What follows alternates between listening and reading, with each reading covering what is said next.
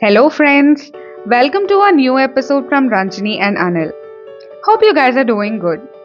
In today's vlog, we are taking you to two unique temples around Bangalore. Come, let's begin this journey together. Once again, welcome back to Ranjini Anil Vlogs. The first temple which we are visiting is Sri Ghati Subramanya Temple located in Dodbalapur Taluk. Since we are starting off from Yashwantpur, for us it is 49 kilometers to reach this temple. The distance may vary based on the location you will be starting. There are two routes for you to reach Ghati Subramanya from Yashwantpur, guys. One is we have Vidyaranyapura, Yelahanka, Dodbalapur main road and reach Ghati. The other one is we are Shivkote, Challahalli and join Dodbalapur by passing through Nelamangala Chikbalapur road. TP Circle is a center place where you will get connected to Ghati Subramanya road if you come from any route. If you are coming by car, travel duration is 1 to 1.5 hours maximum. You can reach here by train also, guys, through Makli Durga railway station, which is the nearest station to the temple. From Makli Durga, Ghati Subramanya is 4.5 kilometers. Here, you can hire a local auto and reach the temple. You can reach here by bus also, guys. The bus number is 285 MH that starts from Majestic. The road condition is not bad to reach Ghati Subramanya. I am visiting this temple after a very long time.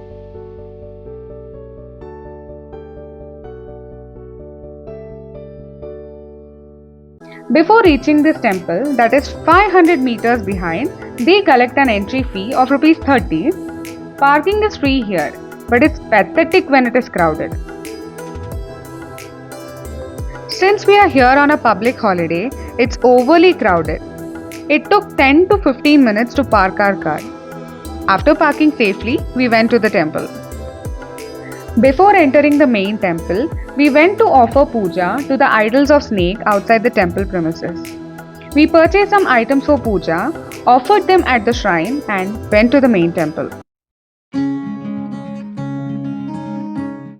This is the entrance and they have given a pipe connection in the floor itself to wash our legs, guys, and enter the temple. Since it is a public holiday, most of the people are here to seek blessings from God. It was so crowded and there was an issue going on here when we were in queue. There is an entrance here only for elderly people to enter the temple premises, but their family members are misusing it, guys. So, some of the elderly people who were in the queue opposed this and it landed in a big argument. We really did not like the behavior of security there. They were very rude and was behaving in a bad manner even with ladies also. There is a big queue waiting for almost 1.5 hours where there were kids, elders and so on. Despite seeing this, they did not even on the fan. I think temple authorities should take care of this. It's a humble request on behalf of devotees.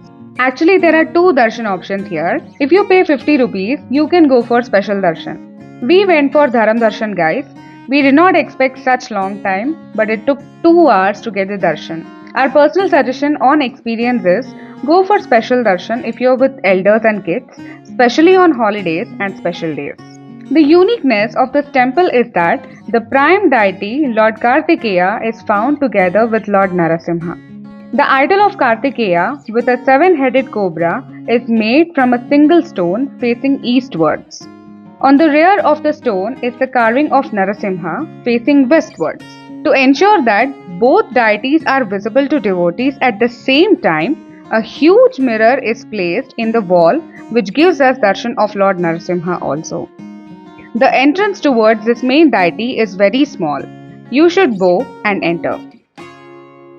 This temple has recorded history of more than 600 years. Google says it was first developed by Ghorpade rulers of Sandur who ruled parts of Ballari. After a divine darshan, we are now heading towards our next destination, Bhoganandishwara temple. As per our plan, we are already late because of the crowd. Actually, we were not aware of huge parking area behind the temple.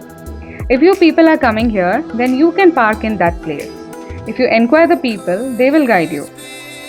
Let's begin the journey to Bhoganandishwara temple, guys. From Ghati, Bhoganandishwara is 26 kilometers. It is one of the oldest temples in Karnataka, located in the foothills of popular Nandi Hills. It is dedicated to Lord Shiva and its consort Parvati and Nandi. From Ghati to Bhoganandishwara, there is bus service also, but we did not get to see any bus. There are mostly share autos here.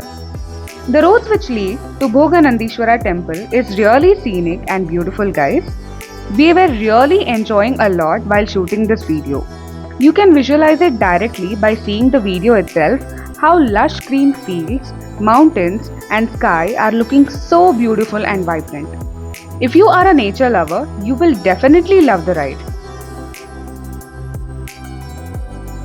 Seeing the crowd in Ghati, we are expecting the same crowd at Bhoganandishwara also, guys. Since it's a public holiday, most of them are here with their family for one-day trip. If one place gives you a divine feel, the other will give you a combination of divine and picnic feel because there is a lawn-like space outside the temple.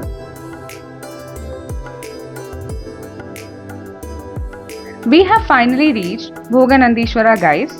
Here also it is so much crowded as expected. There is a pay parking space opposite to the temple complex where they charge 50 rupees. After parking safely, we started walking towards the temple. As soon as you enter the temple complex, you can see garden area where people are enjoying their picnic time with family.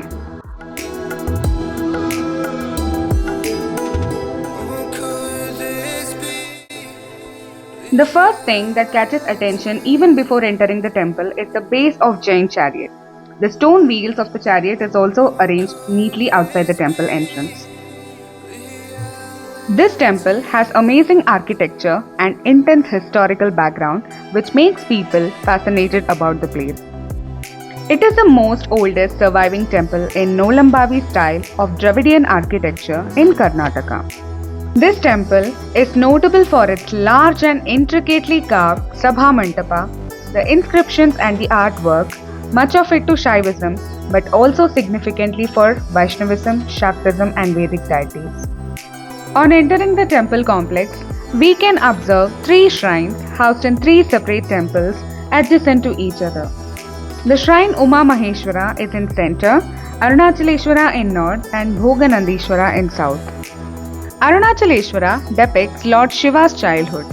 Bhoganandishwara depicts youth and Uma Maheshwara or Parvati has a Kalyana Mantapa. It is believed that the temples of Belur and Halebedu were inspired by this temple. This temple is really photogenic, guys. The color of this temple and sculpture adds more beauty to the frame. Here, marriages are also conducted at Uma Maheshwara shrine. The temple has a beautiful pond known as Kalyani. Series of steps encircle this pond, but unfortunately the entry towards the pond is closed. A temple is a place of blessings where everyone comes with a positive thought to create a wave of positivity. This helps to calm our mind and absorb more positive vibrations and energy. Apart from choosing to party at pubs all weekend, try to spend your weekend with your family like this on a spiritual drive. This kind of journey soothes your mind and keeps you calm for the rest of the week. Hope you guys like our small video of visiting 2 temples around Bangalore. We all visit many famous temples, but we'll not be knowing anything about that temple. So, by watching our video, I hope you also have gained a knowledge about the temples.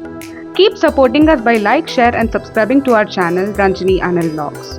Until we meet in the next video, bye.